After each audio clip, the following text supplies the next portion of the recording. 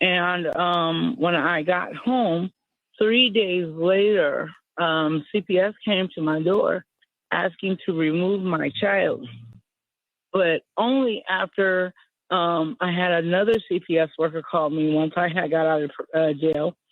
And when I got out of jail, she called me and told me that they would give me 25 years to life if I did not tell them where my son was located.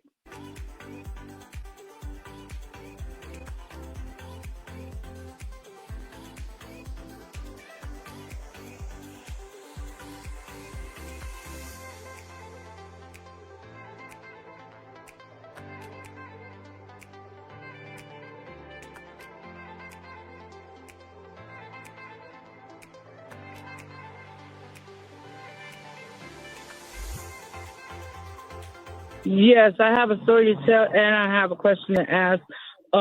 It's my situation.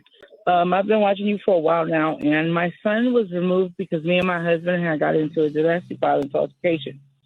So I was arrested, and I was gone to jail for 5 days, let out in Linwood, California, and did not get charged with anything. And when I got home, 3 days later, CPS came to my door asking to remove my child, but only after I had another CPS worker call me once I had got out of jail. And when I got out of jail, she called me and told me that they would give me 25 years to life if I did not tell them where my son was located. So they called my husband's dad, and they asked if my husband's dad would take the kid for 7 days. So it would be a 7-day safety plan. So me not realizing, as soon as they came, I said, okay. She comes to my house, she knocks on my door, and they told me that they have a search warrant, but I did not ask to see it. So she said, we would have to get a search warrant. And she said, we already have one. And I said, okay. Well, come to find out, when I had said that, I was just like, oh, okay. I said, well, where's the search warrant at? She says, oh, well, we have it. I was like, well, okay, whatever. So I let her in. Once I let her in, she starts talking to me. She told my husband that she would talk to him later. And once she was done with me, she had wrote everything down, that I was crazy, that I was unfit to take care of my son, but there was nothing in my house, no drugs, no anything. And so she asked if we would take a drug test. I said yes, voluntarily. We've been voluntarily with everything that we've done in this whole thing. So we take the drug test, and me and my husband positively comes up with high levels of methamphetamine at like 57,000 mg and 45,000 mg. So I'm like, wow, really? I said, no, we would demand a retest. So we get the retest immediately, like not even 2 days later. We get that, and we get the retest, and my test is completely negative, and my husband's test was negative. Everything was negative, but with low traces of marijuana. So now they have went on trying to adopt out my child to the actual grandparents, but my mom and my dad kind of like got discarded because of some things that the other grandparents said where my child is. So what they said is that my mom tried to kidnap my son. So they were trying to get my mom for indictment charges, I guess, kidnapping. My mom did not know what was going on. So at this point, I didn't feel that was irrelevant, so everything went off on me. So now I get to only see my son one day on a Friday. That's it. And I'm supposed to have 9 hours a week. And I talked to my lawyer, and my lawyer says that, oh, no, you got tested for methamphetamine. I said that was the first test, and it was compromised. We took the second test. The test came out negative, completely mine did. My husband's came out with low traces of marijuana. I said, I have been clean now for 10 and a half months of marijuana. So there was nothing in my system whatsoever. Then we had got from the lady that just came on our case. She has not done anything. She says, so we're not going to do reunification this April, which is April 22nd, which is our court date. This last court date is supposed to happen. we're not going to do reunification because we're not doing what we're supposed to do. When we went tested, we have every paperwork stating that we have tested and we were turned away. We also did all of our classes.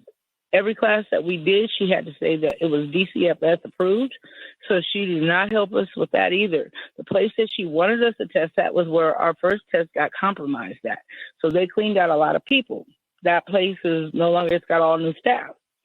So the place that where she wanted us to test at, we are still testing there, but we're also taking all of our classes there that takes Medi-Cal because she told us there was no DCFS places.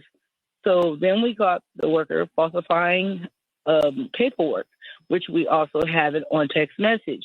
And the only thing that she decided to do is just threaten me on text message that since we're not doing since we're not testing, all she wants to do is tell the judge that we are not doing reunification because they're not going to test. I said, we don't have a problem in testing.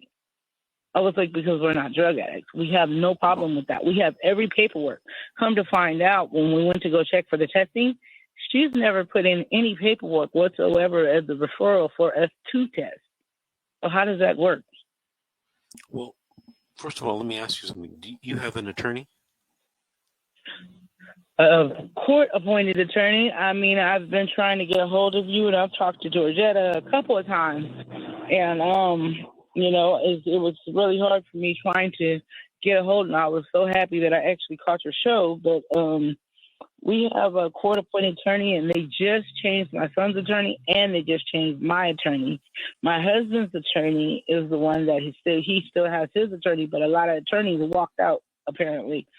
So we have no attorney pretty much, and we were trying to hire pretty much you. But, okay, well, you know, Fatima, it was like, Fatima, let me ask you something. Yes. Are you available Monday or Tuesday in late afternoon? Yes. Are you located in Los Angeles? I'm in Lancaster, California. Okay, so this is what I want you to do. After today's show, I want you to contact Georgette, and I want you to make an appointment to either come see me at the office or Zoom or telephone call. But before you do that, I want you to email me all of your court minute orders so that I can review them. Okay. So one more thing I have to ask you. Mm-hmm. Is it okay for court documents to be scratched out once they're amended? It depends. Give me a more specific situation. Meaning, okay, so say 2 minutes. like our minute orders. 1 minute order says one thing, and the other minute order says another thing, but it's scratched out completely, like it's just marked in. Yeah, I doubt that. That's why you want to get the copies of the minute orders from the court clerk. They'll have the original final copies that we will go off of and work off of. Okay, I thought so. So get those, and then email them to me and Georgette, and then make the appointment to talk to me, and I'm going to give you a consultation on what should happen, okay?